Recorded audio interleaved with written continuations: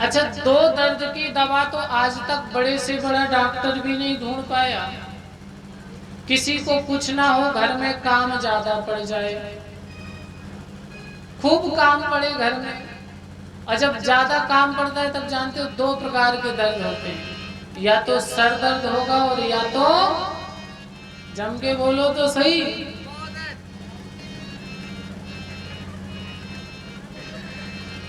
या तो सर दर्द होगा और या तो पेट दर्द, और दोनों ही दर्द की दवा डॉक्टर ढूंढने में असमर्थ हो जाते हैं। क्योंकि छोटा मोटा दर्द हो तो अपने गांव के है ना उदय भैया, वही बेचारे ठीक कर देंगे।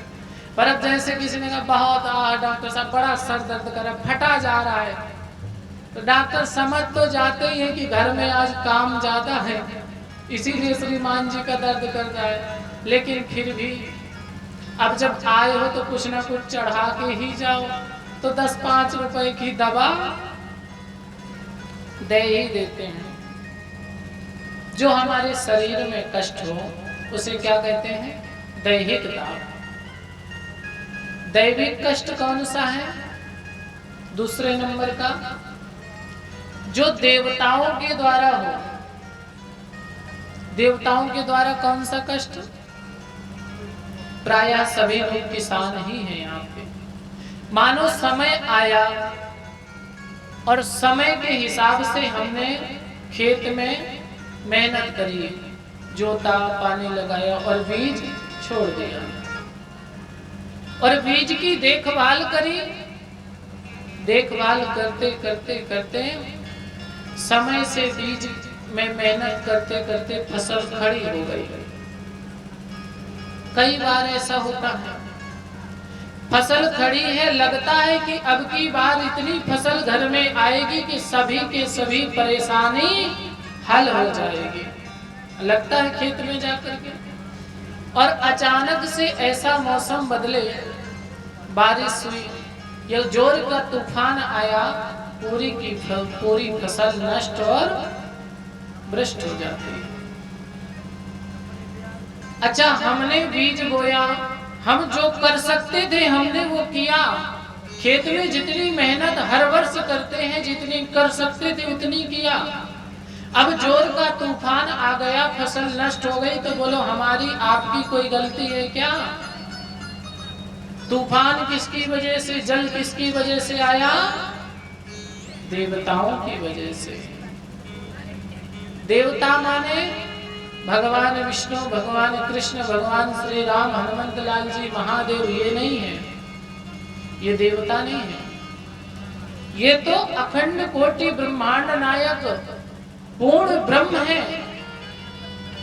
देवता तो वो हैं जो इनके यहाँ काम करते हैं, जैसे इंद्र आदि, इंद्र, वरुण, कुबेर, अग्नि, ये देवता हैं। देवता अनिष्ट कर सकते हैं, देवता अनहित कर सकते हैं, परंतु भगवान कभी अनहित नहीं कर सकते। भगवान अपने भक्त को वैसे रखते हैं, जिम बालक राखे महतारी। जो भगवान की शरण में रहता है, भगवान उसको अपने पुत्र के समान रखा करते हैं।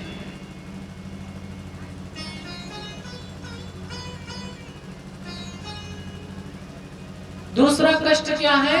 जो देवताओं के द्वारा कष्ट हो वो दैहिक ताप है। तीसरा भौतिक। भौतिक कहते हैं भूतकाल को जो बीत चुका हो, हमारे घर में, हमारे साथ, हमारे परिजनों के साथ, रिश्तेदारों के साथ, ग्राम में कोई ऐसी घटना घट गई जिसको हम जब भी याद करें तो हमारे आंसू आ जाए, या वो हम भूल ना सकें। बहुत सी ऐसी अकल्पनीय घटना है जो व्यक्तियों के साथ घट जाती है, फिर उसको जीवन पर्यंत भुलाया नहीं जा सकता।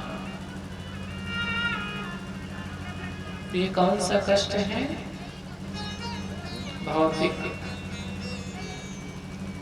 किसी एक देवता की पूजा करेंगे तो एक कष्ट से छुटकारा मिल जाएगा, पर अगर तीनों कष्टों से छुटकारा दिलाने में कोई सामर्थ्य है ना, तो साक्षात भगवान श्री कृष्ण हैं, जो दैहिक, दैविक और भौतिक तीनों कष्टों से छुटकारा दिला सकते हैं। इसीलिए आज क्योंकि प्रथम दिवस है और समय भी ठीक है, अधिक हो ही रहा है, अधिक प्रथम श्लोक में वंदना करी गई, परंतु नाम किसी का नहीं लिया। यही कहा गया सच्चिदानंद रूपाय विश्वोत्पत्त्यादि हेतवे तापत्रे विनाशाय श्री कृष्णाय वयं नमः। हम उनकी वंदना करते हैं जो आनंद की प्रति स्वरूप, प्रति मूर्ति हैं, जो इस संसार का पालन करने हैं, सृजन करते हैं, और जो जिनकी शरण में ये संसार लय हो जाता है, जो तीनों प्रकार के कष्टों का विनाश करने में सामर्थ है। तापत्रे विनाशाय, ऐसे भगवान श्री कृष्ण को मैं या आप नहीं, हम सब मिलके श्री कृष्णाय वयम नमः, वयम में माने होता है सभी लोग मिल करके नमन करते हैं। बोली कृष्ण कन्हैया लाल की जय हो। आगे कथा आती है। यम प्रव्रजन्तमनुपेतमपेति कृत्यं द्वैपायनो विरहकातरया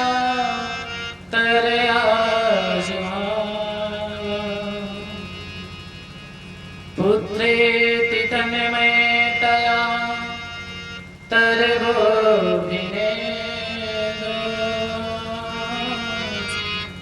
तं सर्वभूतहृदया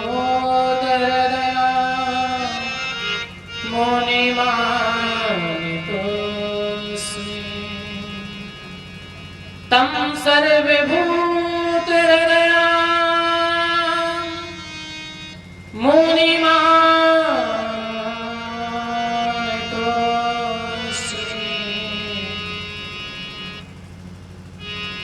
जो इस कथा के प्रथम प्रवक्ता है, श्री वेद व्यास जी महाराज के प्रथम पुत्र। अब क्योंकि भगवान की आनंदमयी वांगमयी कथा प्रारंभ हो, इसके पूर्व ही भगवान को तो नमन किया, पर जो भगवान के कथा प्रवक्ता व्यास हैं उनको भी नमन करते हैं। कैसे हैं? यम प्रव्रजन्तमनुपेतमपेति कृत्यं द्वैपायनो विरहकातरया यम प्रव्रजंत, जिस समय उन द्वैपायन का जन्म हुआ और जन्म के समय ही उनकी आयु देखने में तो 8 वर्ष की, पर आयु अष्टाद्वय यानी थोड़स वर्ष जैसी है। अच्छा, जैसे कोई बालक जन्मे और जन्म लेने के तुरंत बाद जंगल की ओर भाग जाए, भागने ही लगे तो माता पिता क्या करेंगे? क्या करेंगे? लौटाने का प्रयास करेंगे, कोशिश करेंगे। यही हुआ। सूत जी महाराज कहते हैं जिस समय श्री सुखदेव जी महाराज का जन्म हुआ, जन्म से ही सुखदेव जी महाराज जंगल की ओर भागने लगे। उनके पिता वेद व्यास पीछे पीछे भागे, बेटा बेटा कहाँ जा रहे हो? अरे लौट आओ, रुक जाओ, एक क्षण रुक जाओ। कोई जब भगवान का भक्त संसार से दूर होता है ना, तो यूं समझो कि उसके तरफ से साक्षात भगवान सहायता करते हैं। क्योंकि एक समय ऐसा होता है भक्ति का, जब हमारे पास कोई नहीं होता संसार का, हम निराश होते हैं, हताश होते हैं, और उस समय हम भगवान से कामना करते हैं।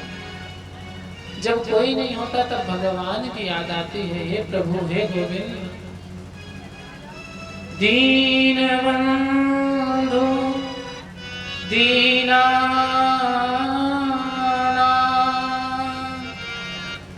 मेरी डोरी तेरे हाथ। जब संसार के लोग साथ छोड़ देते हैं, कोई रास्ता नहीं दिखता, तब भगवान से कहते हैं, हे दीनबंधु दीनानाथ, इस दास की जीवन डोरी आपके हाथ में है। पर जब भक्ति प्रगाढ़ हो जाती है, यशोदा की तरह भक्ति हो जाती है, सबरी की तरह भक्ति हो जाती है, तो भगवान भी इशारे पे नाचने लगते हैं। तब भक्त कहता है, दीनबंधु दीनानाथ तेरी डोरी मेरे हाथ। जब भक्ति यशोदा की तरह हो जाती है, तब साक्षात भगवान भक्त के इशारे में होते हैं। सुखदेव जी महाराज चले जा रहे हैं। व्यास जी महाराज पीछे पीछे, बेटा रुक जाओ, एक क्षण रुक जाओ, कहाँ जा रहे हो? अभी तो आपका यज्ञोपवीत संस्कार भी नहीं हुआ, अभी आप यज्ञ अनुष्ठान कराने के योग्य भी नहीं हुए। ब्राह्मण बालक होता है ना, जन्म से ही पूजनीय होता है, परंतु जब तक यज्ञोपवीत ना हो जाए, तब तक यज्ञ अनुष्ठान के भागीदार नहीं होते।